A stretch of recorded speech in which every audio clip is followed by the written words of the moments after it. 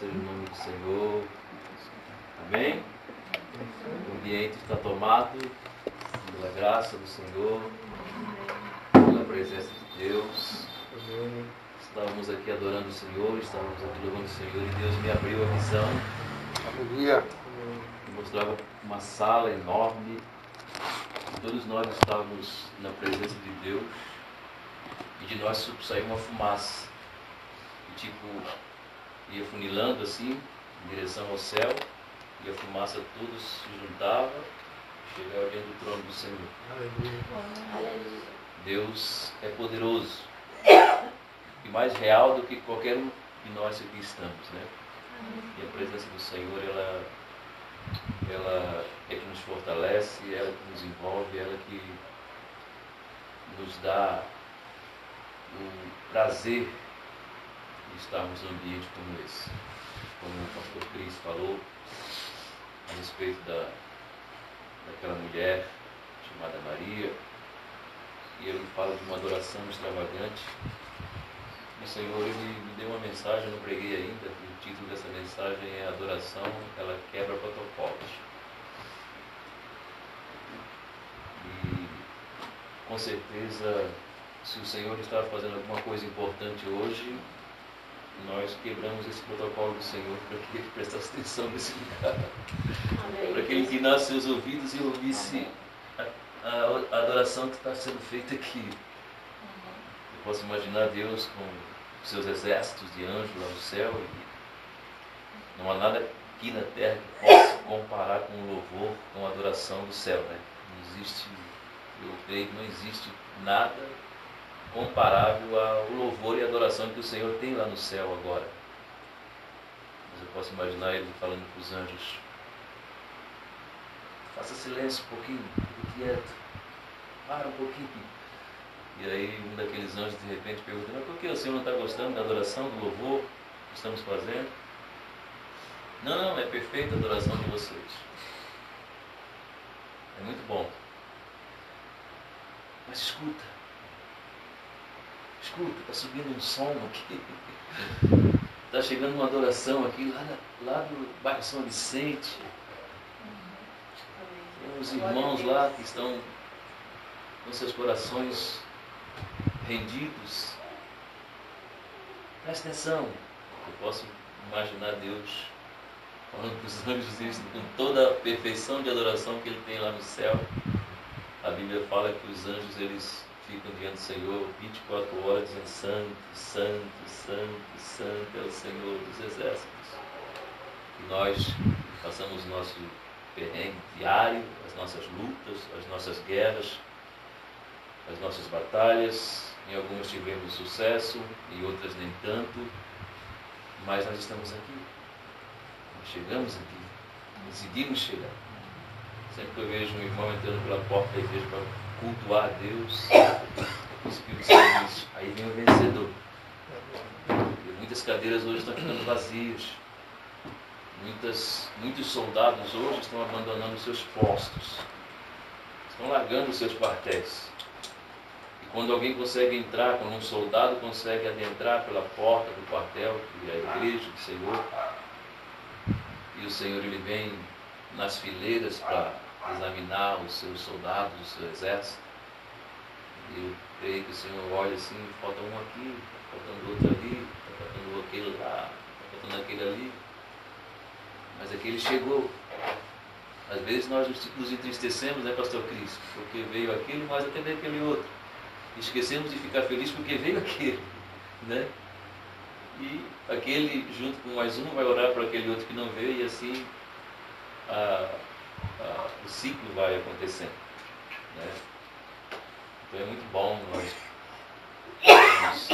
estar nesse momento aqui, porque cada um de nós tivemos as nossas batalhas, as nossas lutas. Não, pastor, não tive luta, não tive batalha, então tem alguma coisa errada. Alguma coisa está errada, né?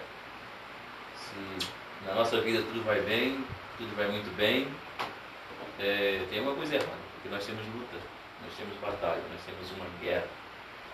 E nós damos graças a Deus porque em todas elas nós somos mais que vencedores, como diz a palavra do Senhor. Então é bom nós estarmos aqui, compartilhar a adoração, né? Louvar o Senhor, engrandecer o nome de Jesus, e sermos alimentados por Sua palavra, termos uma ativação nas nossas vidas, e saber de que tão glorioso é saber que o Senhor Ele cumpre com a Sua palavra. Né? Tenho recebido tantos testemunhos da questão que nós estamos fazendo, da aplicação do que estamos colocando, daquilo que o Senhor tem trazido para as nossas vidas.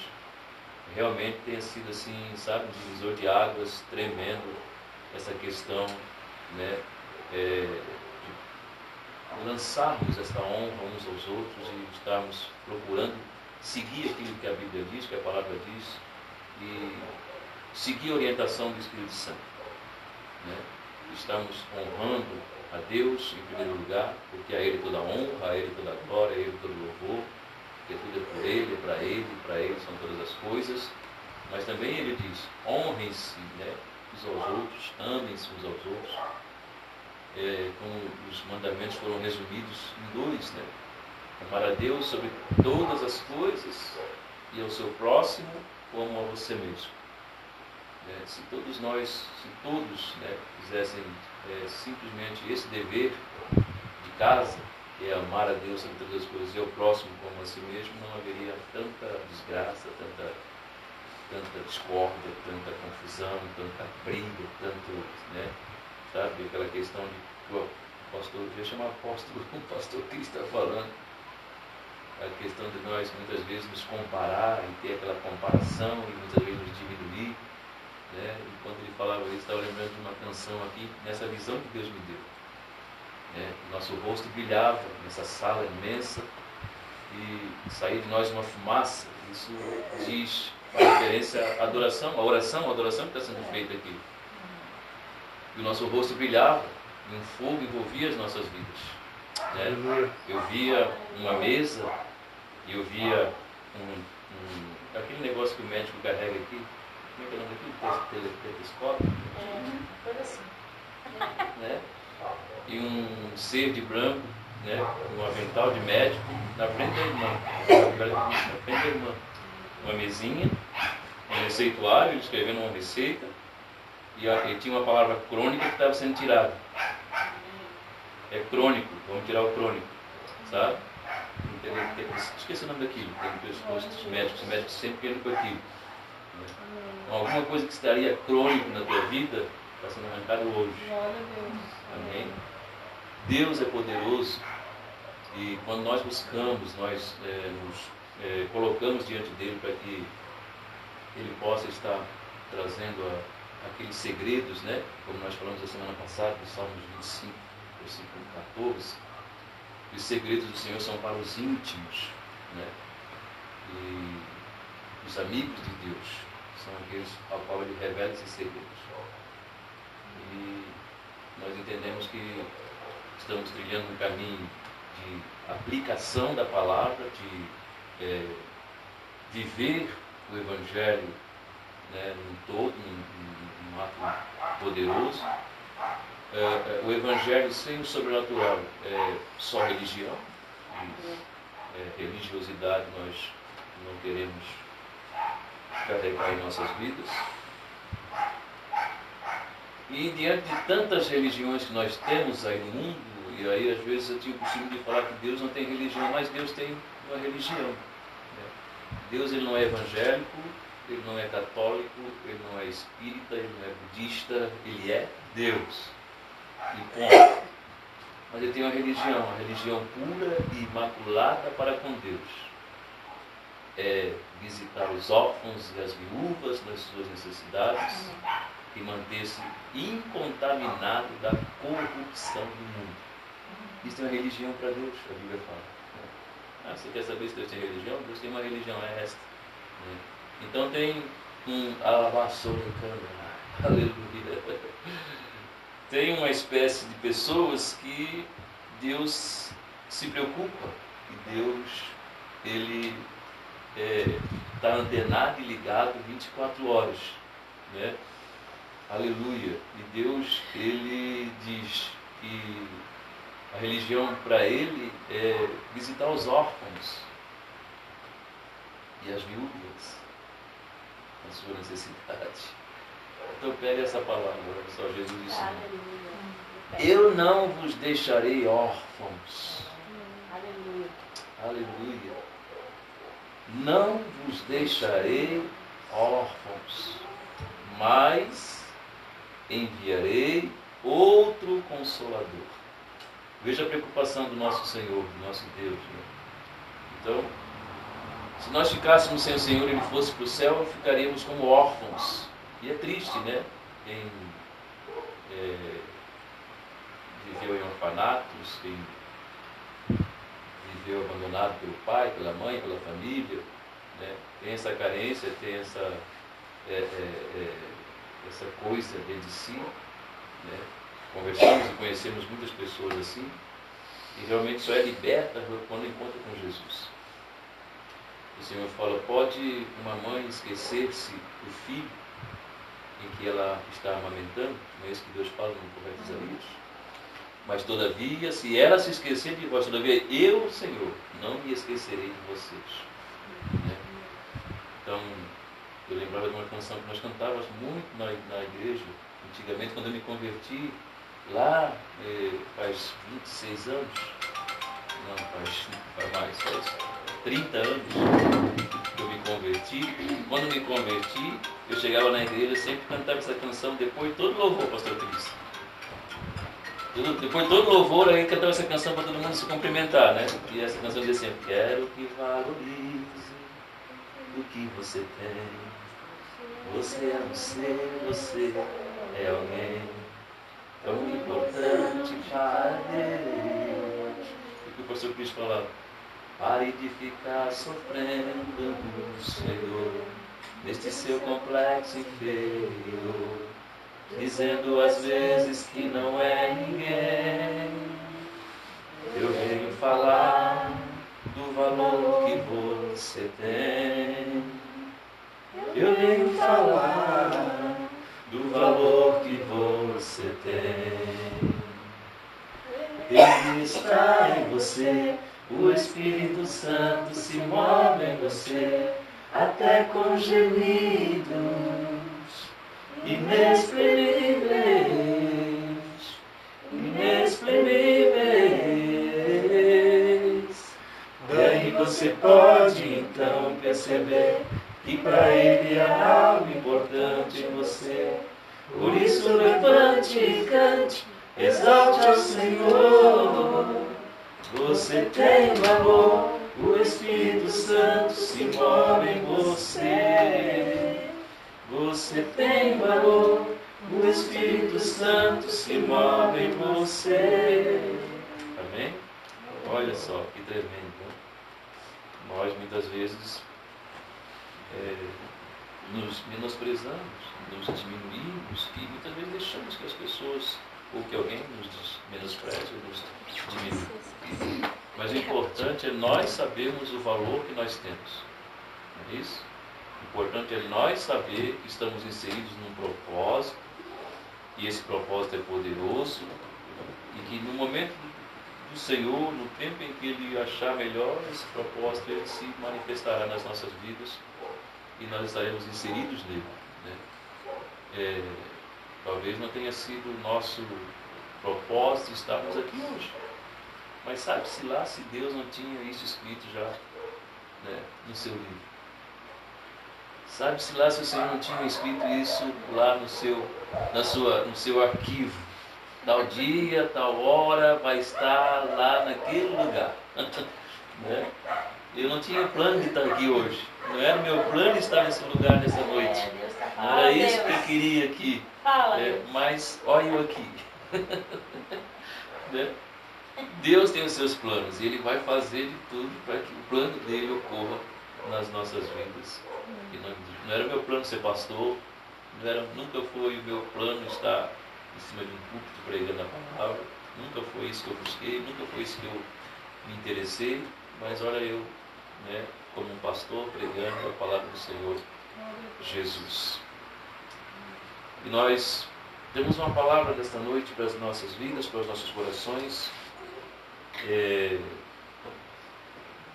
O reino do Espírito, irmãos, como eu falei há pouco aqui, ele é muito mais real do que este lugar que nós estamos vivendo. Tudo começa lá, tudo se inicia lá. E é de suma importância que nós venhamos entender, né, como nós podemos nos comportar neste reino, nesse tempo desse reino.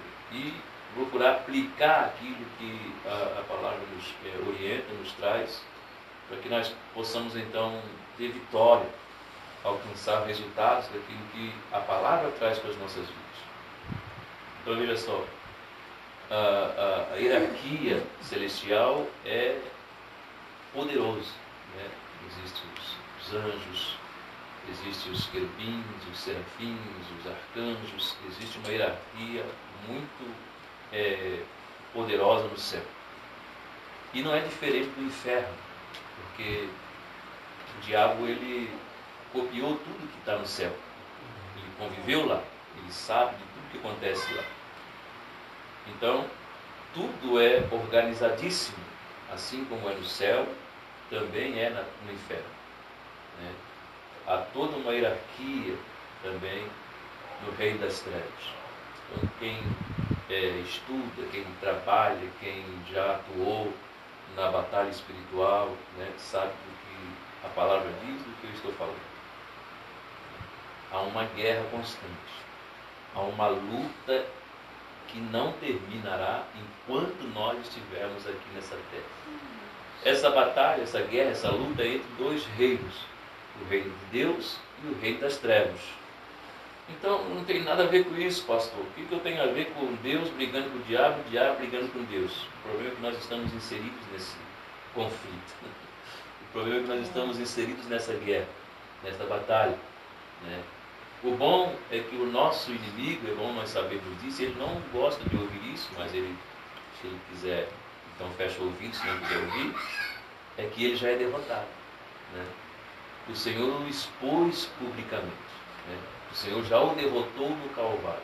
Lutamos contra um adversário derrotado, mas ele nunca se dará por vencido, jamais. Então é por isso que há essa guerra, há essa batalha, até o fim, lá no Armagedon, até o final, quando depois do milênio, o Senhor vai voltar e ele vai prender Satanás e vai acabar com isso, né, de uma vez por todas. Mas enquanto estivermos aqui, enquanto estivermos batalhando, nós estaremos enfrentando esta guerra contínua, enquanto respirarmos.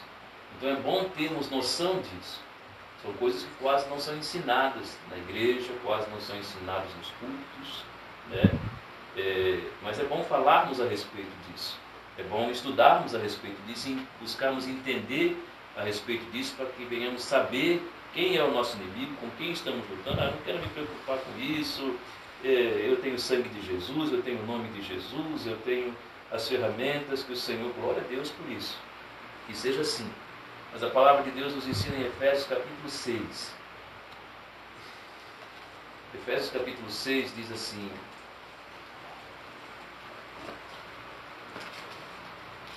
glória, glória a Jesus, né? Leamos então Efésios 6 a partir do versículo 10, que diz assim, Efésios capítulo 6, versículo 10. Fala sobre a armadura de Deus, né? Uma palavra final. Sejam fortes no Senhor e em seu grande poder. Vistam toda a armadura de Deus, para que possam permanecer firmes contra as estratégias do diabo. Pois nós não lutamos contra inimigos de carne e sangue, mas contra governantes e autoridades do mundo invisível, contra grandes poderes neste mundo de trevas e contra espíritos malignos nas esferas celestiais. Amém? Então veja só, quando nós estávamos aqui cantando, adorando a Deus, e a adoração ela é uma arma de guerra, né? É uma arma que ela faz com que as trevas se dissipem. Quando nós estamos num ambiente, você sabe o que significa a palavra aleluia? A palavra aleluia significa explosão de luz. Então, quando você fala aleluia, é que está acontecendo uma explosão de luz. Então, no mundo de trevas, quando um cristão, um homem ou uma mulher que conhece Deus, que serve a Deus, e ele está em qualquer ambiente, em qualquer lugar, em qualquer horário, em qualquer momento, ele abre a boca e diz aleluia, ele diz explosão de luz. Haja luz, e haja luz em meio às trevas. E as trevas se dissipam. E quanto mais aleluia nós damos, mais as trevas vão se dissipando. Né? Agora o apóstolo Paulo ele fala aqui, né, na escritura que ele traz à igreja de Éfeso e as igrejas desse tempo que nós estamos vivendo. Ele fala sobre, no capítulo final do livro de Efésios, da carta aos Efésios, ele diz, olha, vocês precisam permanecer firmes. Vocês precisam revestir-se da armadura de Deus. E ele cita cada item dessa armadura, por conviver com os romanos na época em que ele estava lá em Jerusalém, por conhecer os soldados e as vestimentas dos soldados, ele traz essa comparação sobre esta armadura. Né? Ele fica olhando para o soldado e diz, olha, vocês precisam colocar o capacete da fé. Isso? Da salvação. Né? Vocês precisam colocar o capacete da vistam toda a armadura de Deus para que possam permanecer firmes contra as estratégias do diabo. Pois nós não lutamos contra inimigos de carne e sangue, mas contra governantes e autoridades do mundo invisível, contra grandes poderes nesse mundo de trevas e contra espíritos malignos nas esferas celestiais. Portanto, vistam toda a armadura de Deus para que possam resistir ao inimigo no tempo do mal. Então, depois da batalha, vocês sentirão, continuarão de pé e firmes. Amém? A gente vai acompanhando aqui essa questão dessa palavra que nos traz a respeito da batalha espiritual. E ele diz, olha, a sua luta não é contra o seu marido, a sua luta não é contra a sua esposa, a sua luta não é contra o seu pastor, não é contra o seu irmão em Cristo, não é contra o seu vizinho, o seu patrão, não é contra carne ou sangue. Você precisa então ter discernimento do que é, com quem, contra quem você está lutando. É óbvio que as pessoas que estão no mundo, que vivem fora desse ambiente, não vão entender e compreender isso. Mas nós que estamos trilhando os caminhos do Senhor, que agora fomos sacados, ele está falando, olha, esta guerra, esse embate acontece no mundo invisível. Amém? E como nós poderíamos ter vantagem se nós não conseguimos enxergar esse mundo? Como nós poderíamos alcançar sucesso, ter resultados, se nós não temos visão deste mundo, não conseguimos enxergar este mundo? Mas há uma possibilidade de nós enxergarmos, uma possibilidade de nós vermos. Tudo que o Senhor quer é abrir os nossos olhos, para que nós possamos ver aquilo que nós estamos enfrentando. Eu me recordo de uma palavra do profeta, acho que é o profeta Eliseu, me ajuda se estiver errado, talvez eu erro, né, irmãos? Mas o profeta Eliseu, creio que seja o profeta Eliseu que estava cercado do seu servo Geazi. Ele estava apavorado, Eliseu ali, e o Geazi vendo os inimigos, os soldados, os exércitos cercando, ele disse, você não está preocupado com o que está vindo contra nós? Você não está vendo os nossos inimigos, não está vendo o nosso exército? E aí Eliseu faz uma oração, e o Senhor abre os olhos dele, para que ele possa ver. E Deus abriu os olhos de Geazi, acho que foi Geazi, foi, pastor, foi, né? Eu estou meio, mas acho que foi. Está na Bíblia, né? Vocês conhecem a história assim? Sim. Está bem? Então, Deus abriu os olhos de Geazi, né? O servo do Eliseu, acho que foi Geazi. E ele viu. O que ele viu? Ele viu soldados, ele viu cavalos, ele viu carruagens de fogo cercando todo o arraial em que ele estava ali. Depois que ele tem essa visão, ele fica tranquilizado. Ele se tranquiliza com aquilo que ele vê, porque ele sabe que muito maior são os exércitos que acompanhavam os dois do que aquele cerco que estava em volta deles. E é a mesma coisa que o Senhor fala conosco. Ele diz assim, e eu sempre falo assim, quando você estiver sozinho, se você estiver com Deus, tenha em mente que você sempre será a maioria. Sempre. Porque maior é o que está com você do que o que está no mundo. Porque a Bíblia fala, maior é o que está em mim do que o que está no mundo. Então eu tenho que ter essa ideia, eu tenho que ter esse entendimento. Há esta guerra? Há. O apóstolo Paulo está falando aqui que nós temos que lutar. Porém, nós temos que ficar guerreando contra o braço da carne ou o sangue. Mas são 4 categorias de demônios, né? Essa hierarquia das trevas. Primeiro vem o principado, depois vem a potestade, depois vem os dominadores e depois vem as forças do mal. Eles trabalham em conjunto, uma hierarquia mais poderosa que a outra, uma hierarquia que deve entrega relatórios a outra e assim vai, desse jeito.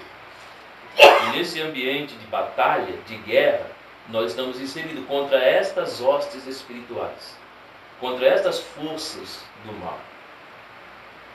E nós precisamos estar então seguindo a orientação da palavra de Deus, do que o Senhor nos traz. Esse é um ambiente onde nós estamos vencendo. Por quê? Porque estávamos aqui tangendo o violão e adorando a Deus, exaltando o nome de Jesus. Os diabos, os demônios detestam isso. Eles odeiam isso. Então vamos deixar eles mais endemoniados ainda. Eu digo assim, porque ver o diabo ficar endemoniado, eu digo assim, adora a Deus. Adora a Deus. Mas eu não quero ver o diabo ficar endemoniado, pastor. Então não adora.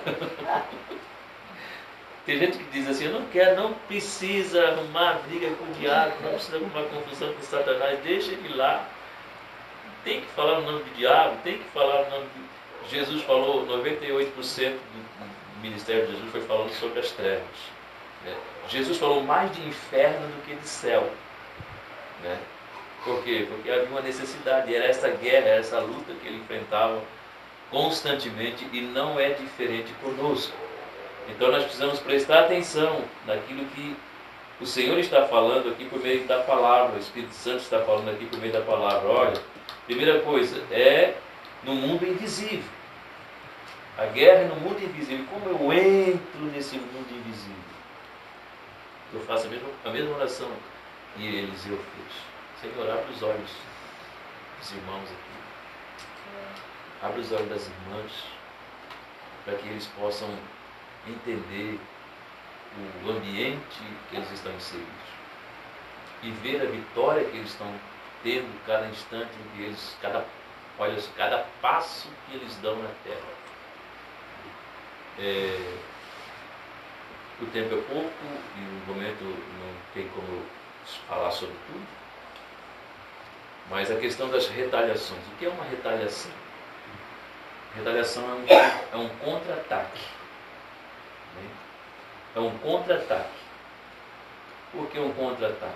Porque você pega a foto de alguém, simples assim, uma fotografia de alguém, ou um nome de alguém escrito no papel, ou a roupa de alguém para uma unção específica, para um trabalho na igreja, e você agora se apresenta ao Senhor. Quando você se apresenta ao Senhor com esses nomes dessas pessoas, filhos, maridos, amigos, você começa a causar prejuízo no inferno. Por quê? Porque geralmente essas pessoas estão aprisionadas, algemadas, acorrentadas. E o diabo não as quer soltas. Assim como ele não queria que nós estivéssemos hoje livres. Por quê? Porque nós fomos libertos. Eu fui liberto. E se o Filho vos libertar, verdadeiramente sereis livres. Né? Ontem até eu ia gravar alguma coisa para colocar no grupo, mas não sei, deu tanto problema ontem comigo que eu não consegui gravar sobre o dia da mentira, que é o que o mundo fala 1º de abril. Então, se quebrar isso. E eu passei o dia ontem decretando isso. Eu decreto que esse dia de mentira não vai assolar mais ninguém. A verdade vai se manifestar. Né? E nós, antes do Cristo que aceitamos, antes do Senhor ao qual entregamos nossas vidas, vivíamos numa mentira, na ilusão, no erro, no engano. E aí o que aconteceu? João capítulo 8, versículo 32. Conhecereis a verdade e a verdade vos libertará. Ou seja, nós somos libertos, nós somos livres das amarras do inferno. Mas nós somos livres, fomos transportados das trevas para a luz do Filho, do amor do Pai, que é Jesus. Para quê? Há um propósito. 1 Pedro capítulo 2. Alguém acha que é 1 Pedro capítulo 2? Alguém lê para mim? Versículo 9, se não me engano. 1 Pedro capítulo 2. Acho que é. Muito bem enganado. É esse sacerdócio real, geração eleita. Isso mesmo. Mas vós sois a geração eleita, o sacerdócio real, a nação santa, o povo adquirido, ou o povo de propriedade exclusiva de Deus, para que anuncieis as grandezas daquele que vos chamou das trevas para a sua maravilhosa luz. Antes não erais povo, mas agora sois povo de Deus. Antes não tinhas alcançado misericórdia, mas agora alcançaste misericórdia. Olha só. Tá vendo? Pedro quanto? 1 Pedro 2, versículo 9 e 10. 1 Pedro 2, 9 e 10. Veja só. Nós somos sacados. Nós antes não éramos povo, agora somos povo. Nós somos tirados das trevas para a luz. E para quê? Há um propósito. Para anunciar as maravilhas, as grandezas de Deus. E nos tornamos então, nós, como ali está escrito, o sacerdócio real, né? O povo eleito. Vós sois o sacerdócio real, o povo adquirido, o povo eleito do Senhor. E é só nós entendermos a função sacerdotal para que nós possamos então desempenhar nosso papel nesse propósito que Deus tem estabelecido para as nossas vidas. E quando nós entendermos essa questão, nós vamos desempenhar um bom papel. E vamos saber discernir as retaliações ou os contra-ataques que enfrentamos quando estamos dando prejuízo para o inferno. Porque aqui nós oramos nesse lugar para que o Senhor liberte vidas, para que o Senhor derrame sua glória, para que o Senhor cure, para que o Senhor transforme, para que o Senhor acabe com a miséria, com a desgraça, com a guerra. E nós estamos decretando em nome de Jesus, porque é pelo nome de Jesus que nós alcançamos essa vitória. Deus lhe deu um nome que está acima de todo nome, para que o nome de Jesus se dobre todo o joelho dos que estão em cima no céu, embaixo na terra e debaixo da terra, né? É isso que a Bíblia fala. Então nós estamos fazendo o quê? Arrumando uma grande confusão. Estamos arrumando uma guerra. Por quê? Porque temos que ter essa certeza de que cada louvor que foi tocado nesse violão mexeu com a estrutura do inferno. Cada adoração que nós fizemos aqui, cada aleluia, cada glória que nós fizemos aqui, mexeu com a estrutura do inferno, né? E causou prejuízo lá no inferno. E se causou esse prejuízo, porque vidas vão ser tocadas, vidas vão ser sacadas, da mesma forma como nós fomos. Se nós oramos hoje por alguém, com certeza alguém um dia orou por mim, para que eu fosse livre, para que eu encontrasse Jesus. E é assim, nesse ciclo que acontece. Então nós estamos orando por filhos, esposos, maridos, amigos, irmãos, igreja, parentes e tantas outras vidas. Estamos arrumando uma guerra. Estamos guerreando. E quando isso ocorre, nós vamos sofrer contra-ataques. São as retaliação que eu chamo de retaliação. Por exemplo, uma retaliação que eu posso eu discernir, e aí parte para as questões daquilo que nós temos na palavra, né? Eu saí de casa na segunda-feira, acho que foi segunda-feira, ou terça-feira, não lembro agora. Às 2 horas da manhã, depois da oração, eu faço uma oração de madrugada com o grupo. E eu fiz essa oração, e aí me arrumei, entrei na caminhonete e eu estava carregado para Taió. Eu fui lá em Taió e aí era 100 quilômetros acima de Taió. Até Taió só asfalto. Depois de Taió só estrada de chão. Uma cidadezinha chamada Craveiro. Gravada lá na montanha. Serra, sobe, sobe, sobe, sobe, sobe. Quinta-feira, né? Não, foi essa semana. Na semana passada eu também fui, né? E eu faço a minha oração e vou orando, eu vou adorando a Deus. Meu carro, a caminhonete sempre com louvor. Mas eu cheguei lá, quando eu estou descendo no morro, eu escutei um estralo no motor. Pá! E fez um barulhão no motor, eu digo, meu Deus. Aí parei, aí liguei, cheguei no lugar onde eu tinha que fazer a entrega, até o rapaz disse, cara, eu falei, não ligava mais esse carro. Eu disse, pô, mas eu estou há 5 horas dentro de casa, eu tenho que ir com o carro. Não, mas olha, não tem guincho, não tem mecânico, não tem internet, não tem telefone, não tem nada.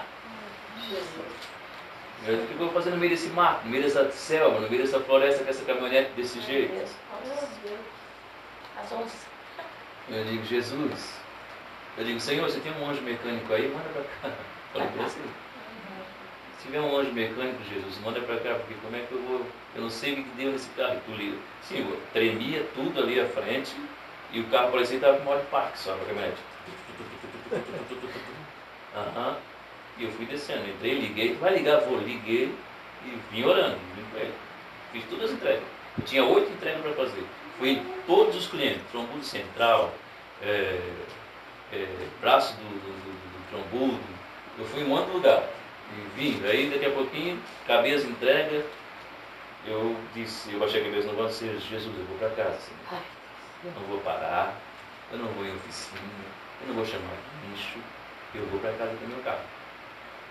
E cheguei ali entre a Piúna e as Curras, uma fila, parado, os carros tudo parados. Eles estavam consertando a ponte, fiquei 3 horas parado lá. E aí eu desligava, andava um pouquinho, desligava, andava um pouquinho, desligava, e aquele barulhinho, parecia que ia quebrar tudo. Meu Deus, Com certeza ele mandou reforço. Aí eu cheguei aqui, tá, de boa, se fosse hoje a reunião, se fosse ontem, não tinha conseguido vir, cheguei às 10 horas.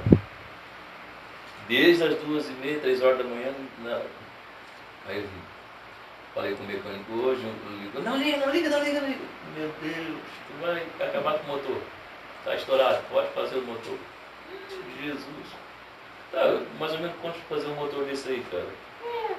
Isso, olha, de 17 a 22 mil reais. Meu Deus. Compra um carro novo. Abandona. Aí fui no outro mecânico. Meu Deus. Jesus. Fui no outro mecânico. Ele me apavorou mais ainda. Cara, olha, só tu comprando um motor novo e colocando nesse aí. Eu digo, Jesus amado. Aí eu lembrei, aí veio na minha mente o estalo, Edgar.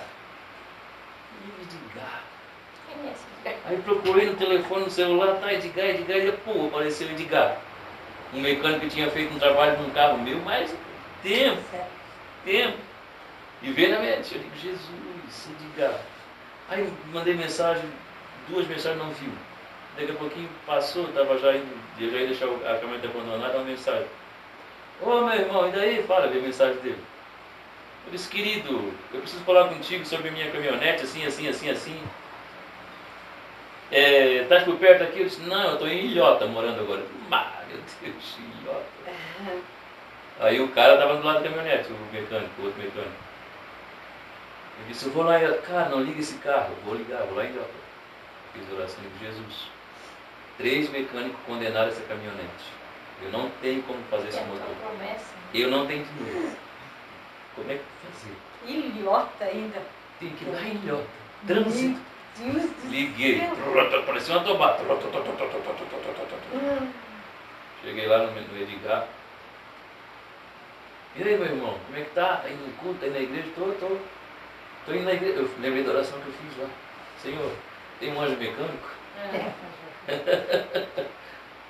Não, aí tem um CI lá perto da casa dele, em Ilhotas. Não, estou indo ali, culto aqui.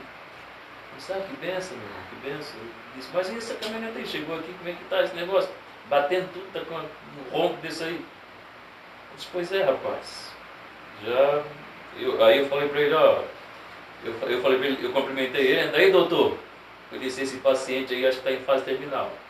A caminhonete, eu falei. E ele é o mecânico, chamei ele de doutor. Conversamos, ele olhou, liguei, ele olhou pro motor, olhou para mim, olhou para a caminhonete. Ele baixou lá embaixo, olhou por baixo. Pode ligar. Tá. Não, foi o calço do motor. Calço do motor. O quê? O calço do motor. O que é isso? Meu Calço. Deus do céu, e eles queriam... Estourou o calço, ela Claro, desceu desceu. e ficou em cima como é que eles chamam ali, da engrenagem, um negócio ali. Ah. E com esse ali, a trepidação que ele faz, estava tremendo tudo. Daí ele assim, não, pode deixar aí, eu vou mandar trocar o calço para ti, vamos trocar os 3 calços, que ele é 2009, deve estar o calço original, vamos colocar já um calço novo, colocou tudo. Aí ele disse assim, aí eu vim para casa e tal, eu estava com a bicicleta dentro da caminhonete, eu vim de Ilhota até em casa de bicicleta, aqui no Cidade Nova. Meu Jesus! Mas eu vim orando e agradecendo a Deus, obrigado Jesus, você é bom demais e tal. 17 mil? Um anjo, eu disse, tem um anjo mecânico, Deus não mandou o anjo mecânico lá, mas veio o estalo do Edgar, o anjo do Senhor. Então, nós vamos sofrer esses contra-ataques, essas retaliações, elas não vão perdurar, elas não são para sempre, mas elas ocorrem. 3 áreas em que esses contra-ataques acontecem na sua vida financeira. Quando você percebe que você patina, não sai do lugar, quando você percebe que você está para fechar um negócio, não fecha, está para comprar e não consegue, está para realizar algo, não consegue realizar, existe um demônio trabalhando para que você pague o prejuízo que você está causando no inferno. É assim, a hierarquia é assim, funciona assim. Às vezes nós chegamos até o ponto de por não entender e não compreender, achar que, poxa Deus, mas eu sou dizimista, eu sou ofertante, por que eu estou vivendo essa prova, por que eu estou vivendo essa luta? Não é para sempre. Não é um deserto eterno, mas muitas vezes nós entramos em desertos realmente por causa desta batalha, desta guerra. Mas muitas dessas situações são resolvidas, quer ver, 2 Coríntios capítulo 4, versículo 10. Se não me falha a memória, acho que é 2 Coríntios capítulo 4, versículo 10, ou capítulo 10, versículo 4. Uma coisa assim. Onde fala sobre as armas da nossa milícia. Isso. Eu estou ficando meio esquecido. Jesus, renova minha mente. Renova-me, Senhor Jesus. Mas eu acho que o 4:10 ou 10:4. Porque as armas da nossa milícia são carnais, Isso. mas sim poderosas em Deus para a destruição das fortalezas, destruindo os conselhos de toda altivez que se levanta contra o conhecimento de Deus e levando cativo todo o entendimento à obediência de Cristo. Isso. E estando prontos para vingar toda desobediência, quando for cumprida a vossa obediência.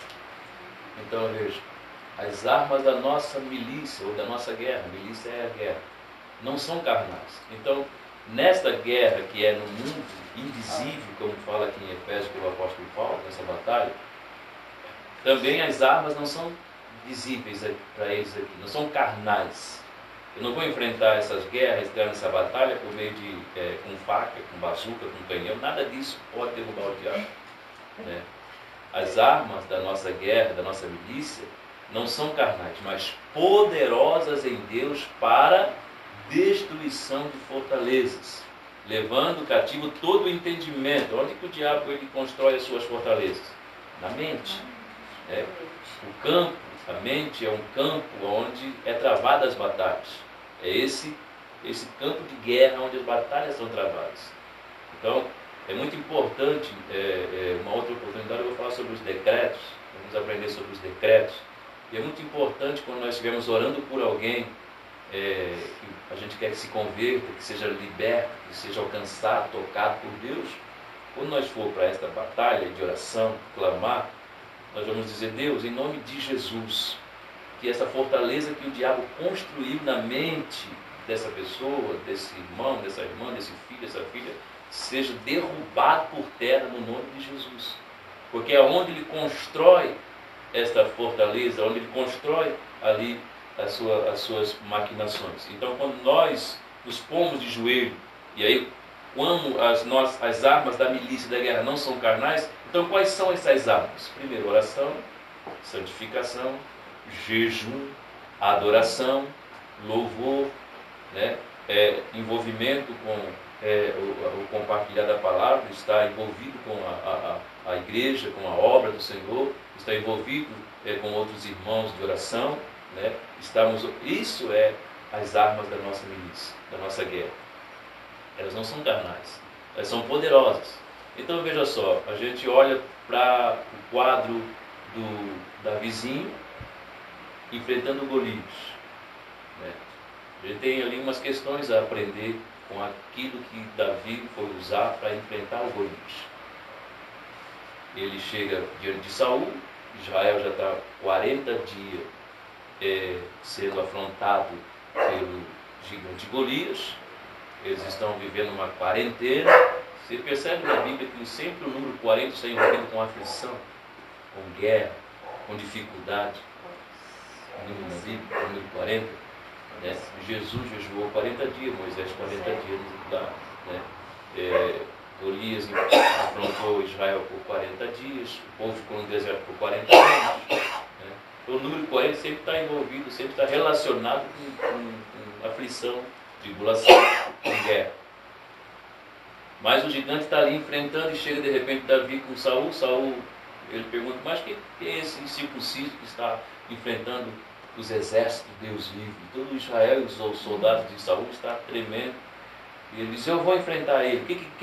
Alguém vai ganhar? O rei deu ali o que ia ganhar, tal. Ele disse: não, mas veste essa armadura aqui. Daí colocaram a armadura do rei Saul e Davi. Claro que não ia ser. Não era aquilo, não era aquela armadura que ele tinha que usar. E ele, o que ele faz? Ele sai, ele vai até o riacho. Primeiro que o riacho representa o Espírito Santo. Ele pega 5 pedras. Ele pega 5 pedras. Mas ele não ia usar as 5 pedras. Ele precisava. Porque se ele errasse a primeira pedrada, já era. Não ia dar tempo de ele usar outra pedra. Ele só ia usar uma pedra. Mas ele pegou 5. Por quê? Porque os 5 representam a mão de Deus. Então já temos o riacho, que representa o Espírito Santo. 5 pedras representam a mão de Deus. Ele derruba Golias com uma pedra só. O gigante fala para Davi: você vem a mim com esse objeto insignificante, porque ele pega uma funda, é uma arma insignificante. O que representa a funda? O estilingue para alguns, né? Lá em São Paulo era estilingue, mas aqui eles chamam de funda, né? Não sei porquê, mas lá eu chamava de estilingue. Representa o que? A oração. É uma arma insignificante, mas poderosa. E ele derruba Golias com uma pedrada só. Então ele vai ao ribeiro, ele pega 5 pedras, ele pega uma pedra, coloca na funda, e ele mira e lança a pedra que pega bem na fonte de Golias. E ele cai. Então ele pegou as 5 pedras, mas ele usou uma pedra só. Assim diz o Senhor. Uma pedra só. Assim diz o Senhor. Por isso a questão de nós usarmos, aplicarmos a palavra e falarmos a palavra. Nós falamos ali sobre Filipenses 4,19. Gravou, marcou, está no coração. tá na mente, você, assim diz o Senhor.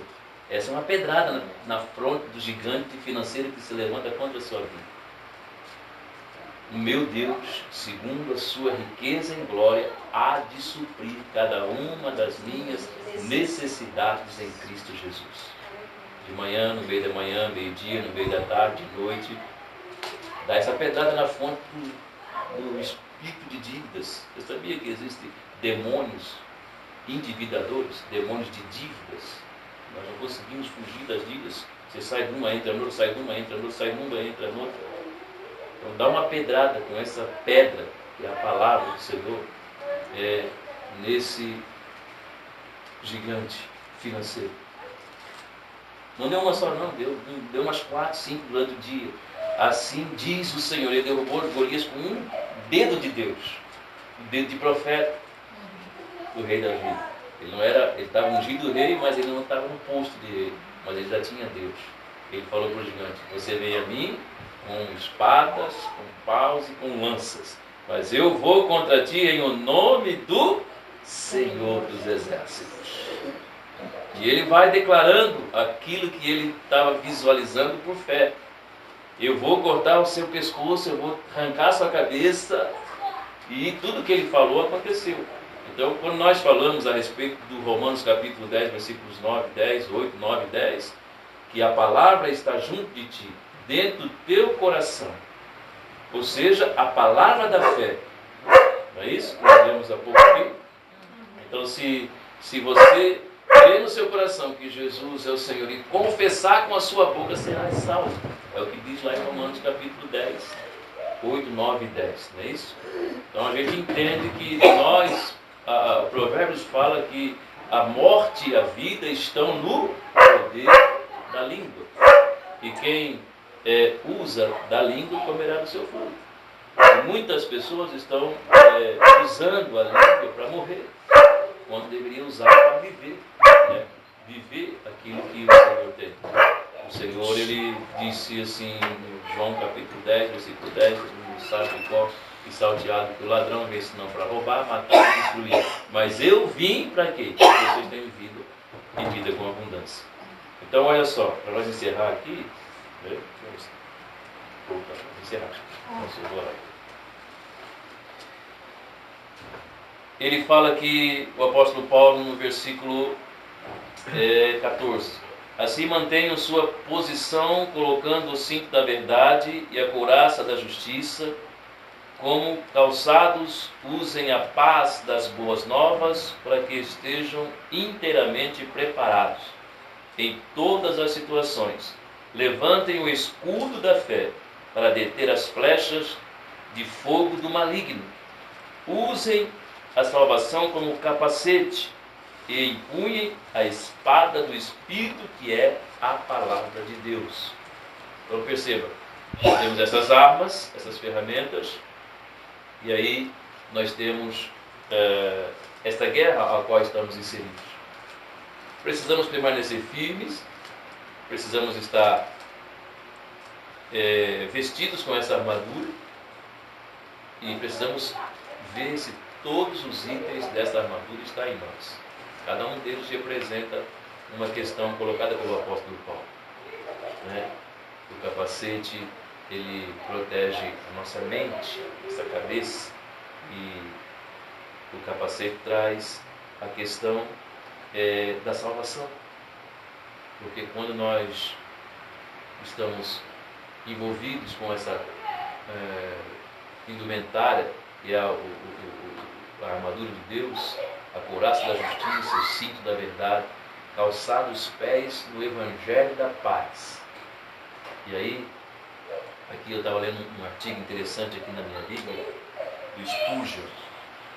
Ele fala assim, aqui nesse artigo: a paz das boas novas é um calçado maravilhoso para dar àquele que o usa uma postura firme.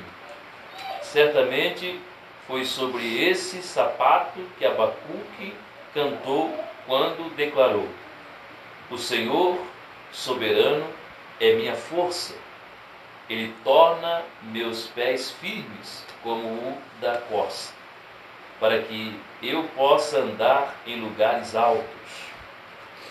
Quando as pessoas estão em rochas escorregadias ou em perigos eminentes, onde uma queda seria fatal, é bom estar tão bem calçados, né, que os pés se firmem e se apoiem.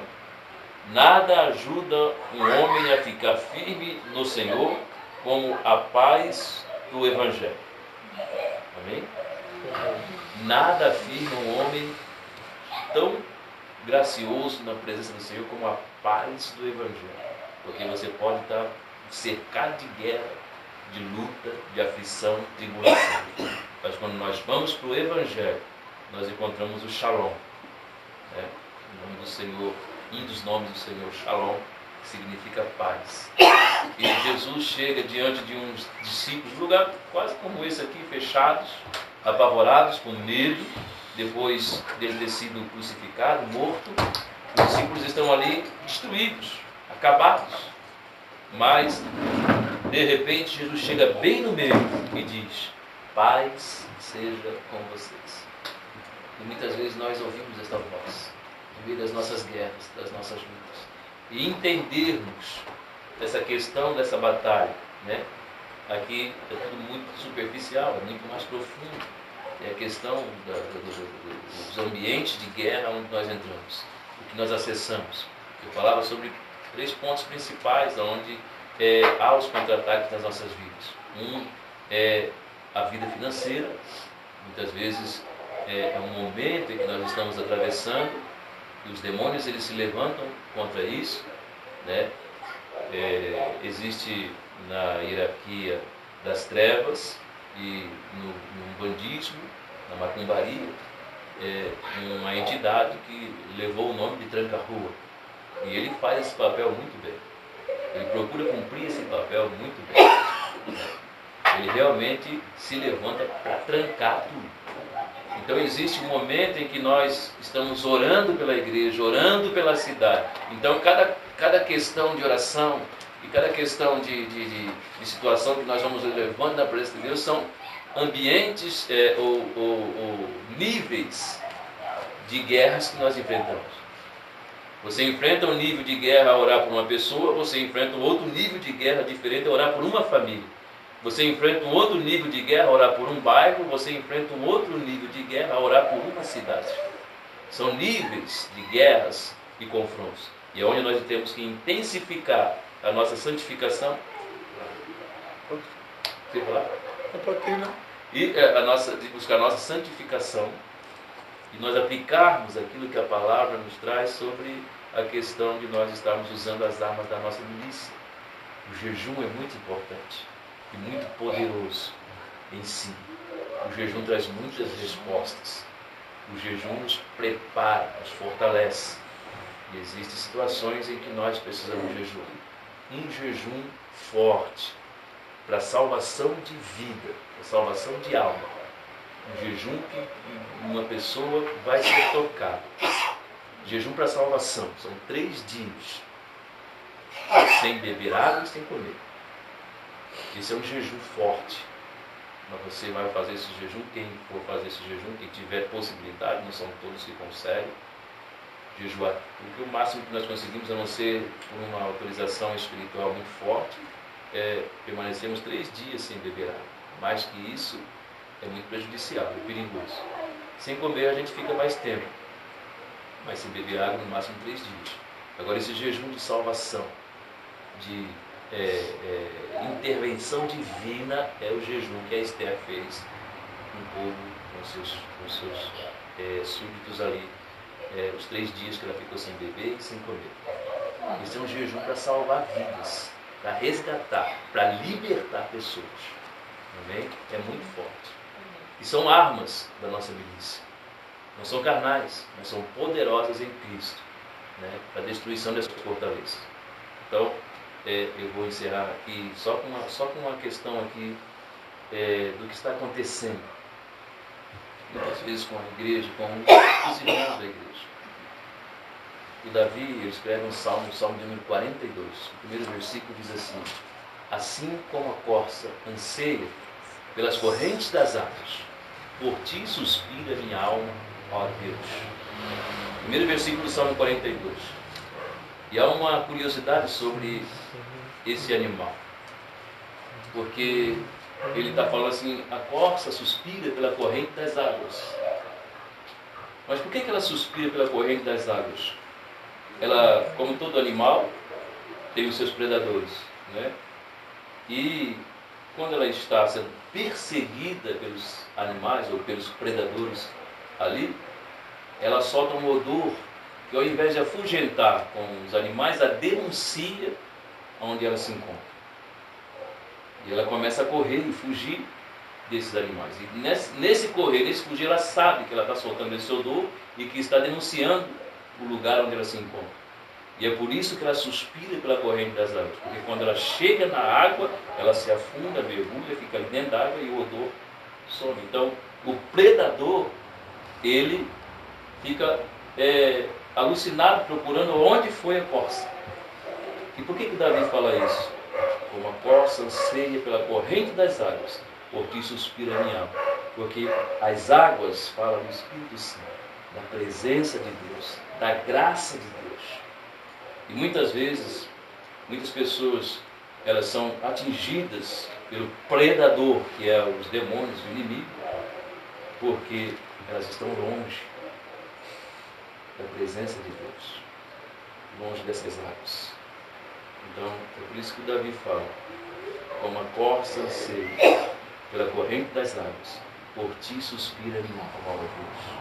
Porque, aleluia, o Salmo 91 diz: aquele que habita no esconderijo do Altíssimo, a sombra do Onipotente descansará. Amém? Pode falar, pastor Felipe.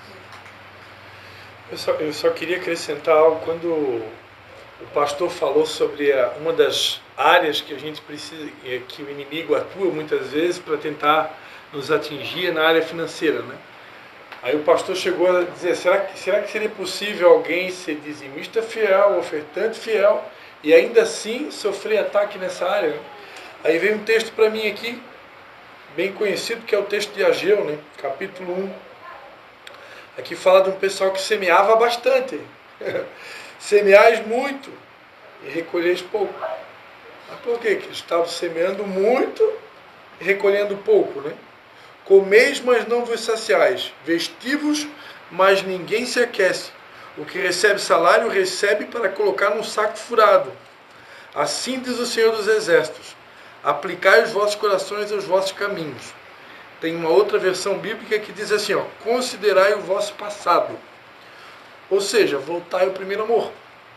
Subi ao monte, trazei madeira, edificai a casa, para que dela me agrade e seja glorificado, diz o Senhor. Esperaste muito, eis que veio a ser pouco. Esse pouco, quando trouxesse para a minha casa, eu dissipei com assopro. Por quê? Diz o Senhor dos Exércitos: por causa da minha casa, que está deserta, enquanto que a casa de cada um de vocês se ocupa com a própria casa. Então o que eu vejo aqui, né? Prioridades invertidas, né? Esse povo que tinha chegado do cativeiro, em vez de se preocupar com a casa de Deus, está preocupado com a casa deles, né? As vossas casas apainiladas, né? Então quer dizer, eu posso ser um dizimista fiel, ofertante fiel, semeando muito, mas quando as prioridades estão invertidas, quando eu deixo de buscar o reino em primeiro lugar e começo a procurar as minhas coisas, a minha casa, o meu carro, a minha propriedade, o meu terreno, e o reino de Deus, a casa de Deus vai ficando de lado, Exatamente. vai ter consequência. A gente fica fora do propósito mudado, porque houve um propósito em eles terem sido libertos do cativeiro. Qual é o propósito? Reedificar o templo. Mas como eles se viram livres, não, vamos cuidar da nossa vida, da nossa casa, deixa, de vez em quando nós vamos lá. E assim muitas pessoas vão entrando por um caminho de perca, de derrota, né? O Senhor permite. Assim, nós olhamos para Deus, né, para o Senhor, e eu gosto daquela passagem de Jeremias, no capítulo 18, que fala sobre o vaso de oleiro. Né? Deus não amassou o vaso, não foi Deus que quebrou o vaso, ele caiu. saiu das mãos do oleiro. E muitas vezes nós nos quebramos essas questões, né? Nós, como o pastor falou, priorizamos outras coisas e achamos que Deus me deu uma revelação, uma palavra, eu estou ainda matutando ela, tal, vou buscar mais coisas ainda para pregar na igreja, claro, que fala sobre a questão dessas retaliações e de nós, como pastores. Eu trabalho, claro, eu não tenho um salário da igreja, a igreja não consegue me bancar, não consegue me manter, então para isso eu trabalho. Então eu digo assim, se eu trabalho, eu faço um dia de jejum e oro 3 horas por dia, imagine se eu não trabalhasse, seria melhor, eu faria mais, né? Eu realizaria mais no Senhor, porque eu estaria sendo assistido pela igreja. A igreja não consegue, e eu também não reclamo de estar trabalhando, né? Eu não estou na igreja para enriquecer ou para ganhar dinheiro, eu estou na igreja para pregar o Evangelho, e às vezes não gosto nem de ser chamado de pastor, porque tem o título, mas eu sempre entendo que eu sou um facilitador. O que é um facilitador? Mostra o caminho. Jesus fez isso, ele mostrou o caminho. E na verdade Jesus é o nosso pastor, mas nós temos que ter o título como pastor, né? Mas a palavra de Deus diz: não feche a boca ao boi que debulha, né? Lembre dos vossos pastores. Então eu estou ministrando algo na igreja, está acontecendo coisas fenomenais, coisas tremendas sobre essa aplicação da palavra, e o Sócrates diz assim: lembra-te de mim quando entrares no teu reino. Lembra, porque não é o que eu estou falando, a própria palavra, lembre dos vossos pastores, né? Então os irmãos estão recebendo as bênçãos e daqui a pouquinho vão começar a viajar, vão começar a pintar a casa, construir, e não é proibido isso, né? E Deus não quer que nós sejamos miseráveis, Deus não quer que nós sejamos pobres, Ele é o dono do ouro e da prata, Ele é rico, né? A questão de um mais rico que o outro está só na mentalidade, né? A gente desenvolver essa questão de crescer, de romper, de vencer e de experimentar os milagres sobre o poder, o milagre da provisão de Deus. Nós estamos falando sobre isso muito, eu tenho pregado e falado, cada vez mais tem vindo mais revelação sobre a provisão de Deus, né? Esse é só uma das chaves de você escolher alguém aqui. Não, eu vou dar essa oferta de honra. Não, já falei na igreja também, não importa o valor. E quem recebe também não pode olhar, meu Deus, 10 reais, 20. O importante é a pessoa ser lembrada e dizer assim: estou te honrando com essa oferta. Né? Isso vai abrir portas. Temos casos lá, eu falei semana passada para o irmão, que 100 mil reais apareceu para ele, sem saber como, né? Então, ele aplicou, ele disse: eu fiz uma oferta, ele deu testemunho na igreja domingo, eu fiz uma oferta assim, como o pastor falou, orientou, e graças a Deus surgiu, troquei de carro, comprei não sei o que, fiz aquilo, comprei móveis, né? Uma benção. Glória a Deus. E outros testemunhos que estão de São Paulo, veio testemunho para mim, de alguém que precisava construir, queria construir, fazer umas kitnetzinhas, não via jeito, não via como fazer, e de repente ela começou a construir. De repente, do nada, se viu ali as coisas chegando, o material, e ela construiu. Então são coisas sobrenaturais. Minha casa, Jesus. O poder da provisão de Deus. É só nós nos lembrarmos do que falou Abraão. Quando Isaac era para ele, pai, o Isaac estava acostumado com o ambiente de culto, né? Ele sabia o que era um culto. Ele todo dia ia para um culto. Ele sabia como é que era um culto. Então ele notou alguma coisa diferente no culto que ele foi no último, que ele estava em Deus. Está tudo aqui, pai. Mas falta o cordeiro. E seria bom, né? Quando nós entrássemos num culto e de repente percebêssemos que o cordeiro não está presente. Muitas vezes ele não está. Está faltando uma coisa, falta o cordeiro. E sem o cordeiro não dá para ter culto, pai. Daí o Abraão disse: meu filho, não se preocupe, Deus para si proverá o cordeiro. E no monte do Senhor se proverá, né? Ali no monte Moriá. O cordeiro apareceu, foi feito sacrifício, é necessário o cordeiro, né? E o Senhor é o Deus da provisão. Um dos outros nomes de Deus, Jeová Jireh, significa Deus proverá. Amém? Então, quando nós começamos a aplicar isso, e como o pastor Cris falou ali, é Deus que abençoa, né? É Deus que fere, é Deus que cura, Deus faz descer a sepultura, Deus torna a fazer subir dela. Então Deus é poderoso tremendo. E pastor, só deixar bem claro, né, que Deus não tem nada contra, né, a gente poder reformar a nossa casa, Sim, claro. comprar uma casa nova, né? Carro, Pelo contrário, eu quero crer num Deus que quer mesmo que nos dá o melhor, né, dessa terra. Só que cada coisa no seu devido lugar, né? As prioridades corretas, né? A justiça, o reino, nós falamos, eu estou pregando muito em cima disso, pastor Cristo. Estamos falando sobre reino. Isso é uma consequência sobre natural, justiça. né, de quem prioriza o reino. E é assim, de nós não esperar, ficar, sabe, tem gente que faz isso e fica naquela sabe, não, faça a oferta, espere em Deus, no tempo do Senhor Ele vai cumprir. Aleluia, olha só, meu Deus, olha o que o Espírito Santo trouxe aqui. Amém. Lembra de uma promessa, lembra de uma semente que você lançou ontem, ano passado. Eclesiastes capítulo 11 fala assim, quem fica olhando para o vento nunca vai semear. Então nós olhamos muito para o vento, para a tempestade, para as coisas ruins, e aí nós tiramos a mão. É nessa hora que temos que colocar a mão. E o Senhor diz, lança a tua semente sobre as águas fala do Espírito Santo. Lança a tua semente sobre as águas. De manhã, à tarde, à noite, você não sabe qual é que vai prosperar, se essa ou se é aquela, ou se ambas prosperarão juntos. Né? Isso tem a ver com negócios. Alguém pergunta para mim, pastor, eu abri uma padaria, mas será que essa padaria não funciona? E assim, foi Deus que me deu, então eu queria ficar com a padaria, não posso abrir outra coisa? Não, você pode abrir outra coisa. Você abriu a padaria, agora começa a vender leite. Né? Uma suposição, abre uma lojinha de chapéu, de boné. Porque qual é que vai frutificar? A padaria, ou a lojinha de chapéu, ou o material de construção? Você pode ter ambos os negócios. Algum desses vai frutificar nessa visão. Mas a semente vai prosperar, né? Vai crescer, vai germinar. E o tempo do Senhor. Você vai se lembrar. Pode ler para mim Eclesiastes 11? Como é? Eclesiastes. Eu quero falar algo da palavra. Tá. Eclesiastes 11, pode falar. Quer que eu leia Eclesiastes 11? Lança o teu pão sobre as águas, porque depois de muitos dias o acharás. Reparte com 7 e ainda até com 8, porque não sabes que mal haverá sobre a terra. Estando as nuvens cheias, derramam a chuva sobre a terra, caindo a árvore para o sul ou para o norte. No lugar em que cair, ali ficará.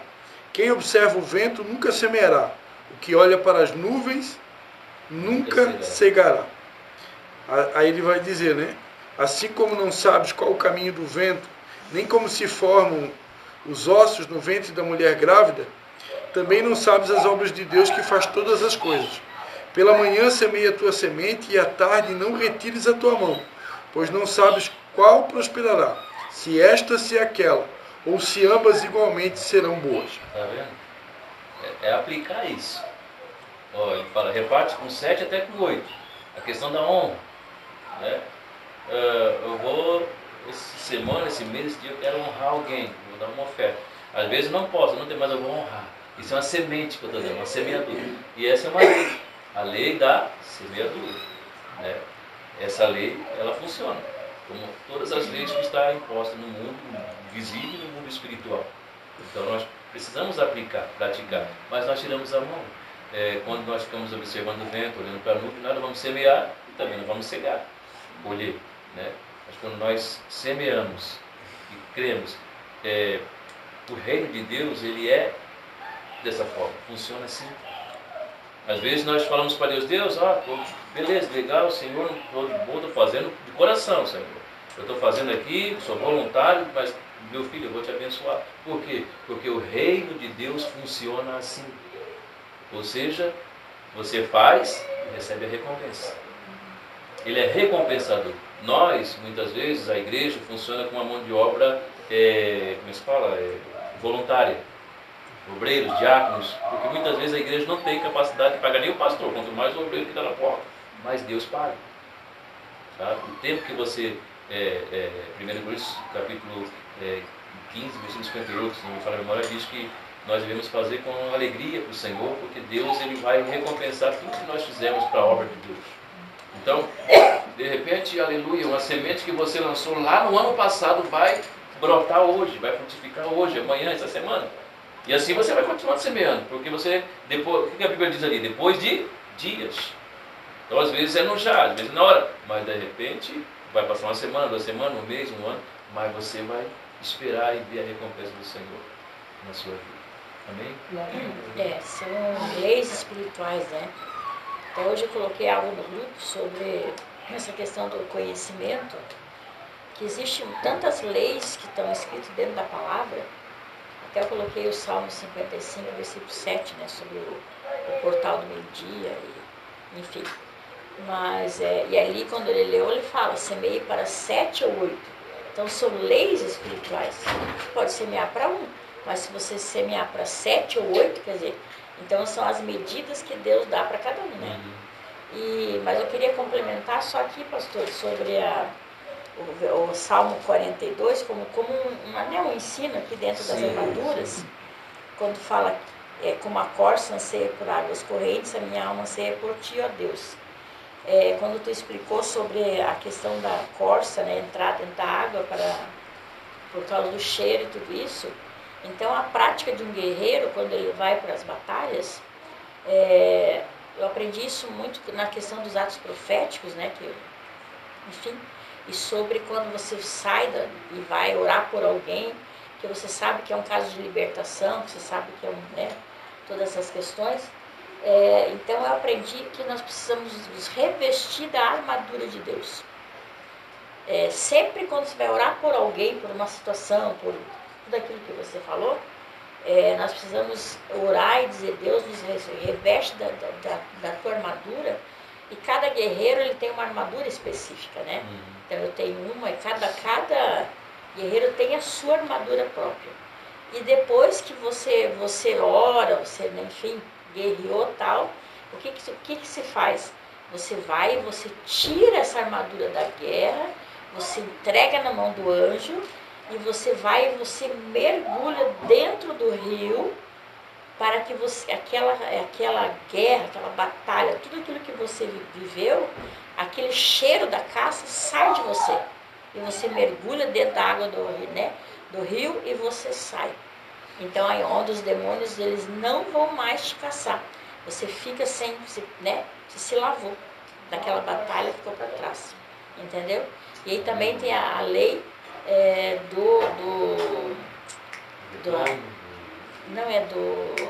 Davi guerreava de despojos, né?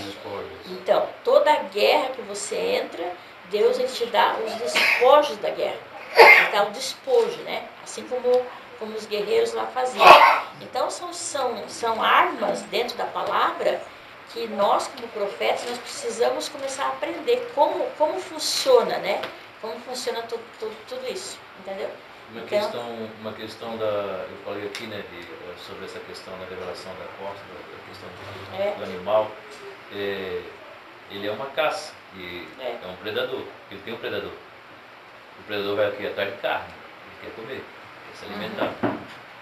Então, nós também, às vezes, não estamos fora da igreja, nós estamos longe do altar, nós estamos fora do Senhor, mas estamos fedendo a carne.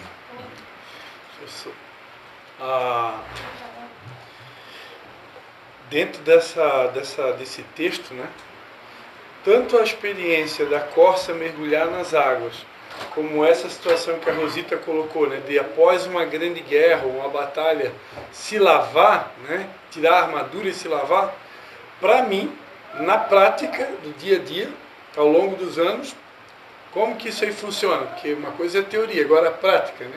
Para mim, a prática é o seguinte, é tirar um tempo só para louvor, só louvor.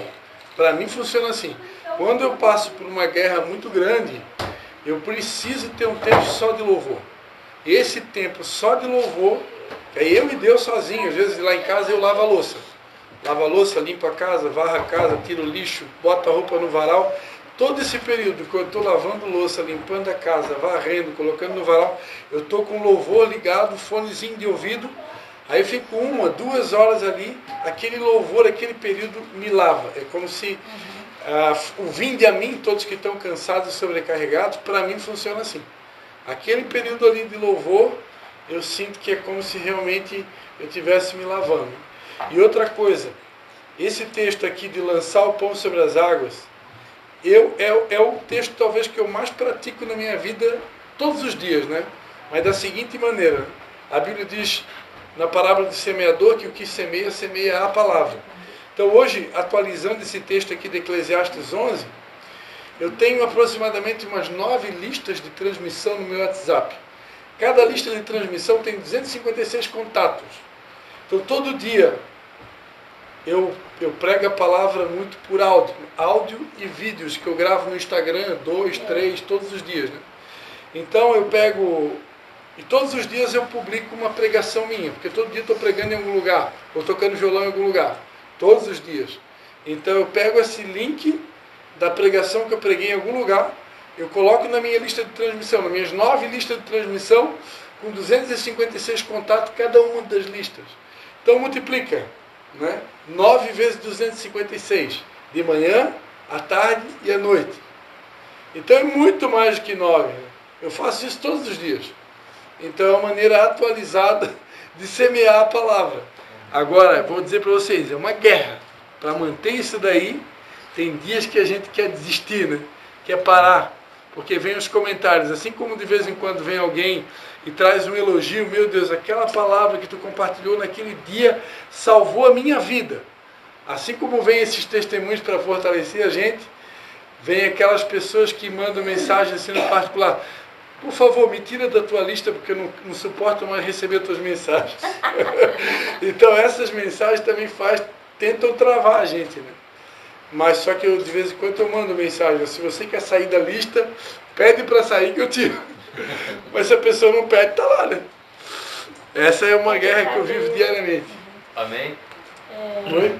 Vamos Se orar. tu tocasse essa música como o Corsado tocasse? Sim, sim. Vamos fazer esse lance dois Mas a do anos. Fernandinho faz chover?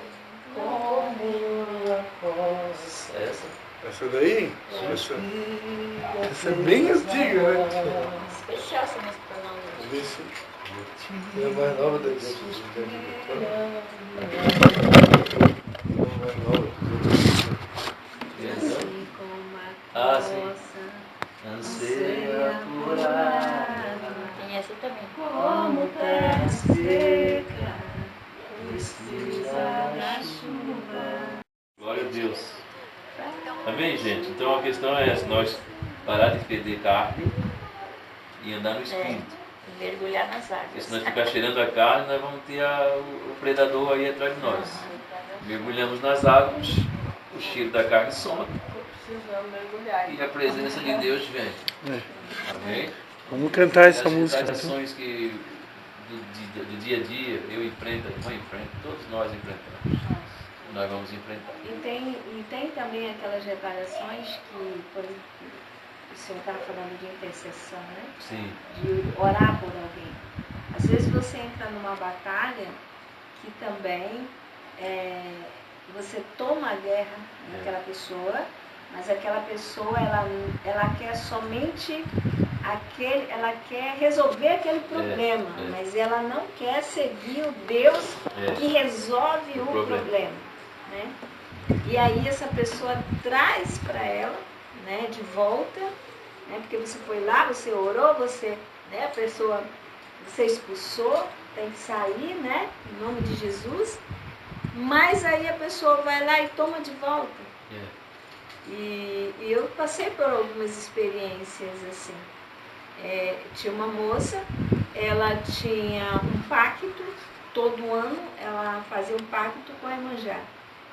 Então ela bebia, né, pegava uma bebida, oferecia, e todo final, ela já tinha se convertido, mas todo final de ano ela bebia, ficava bêbada mesmo, entendeu? Vinha aquela reivindicação.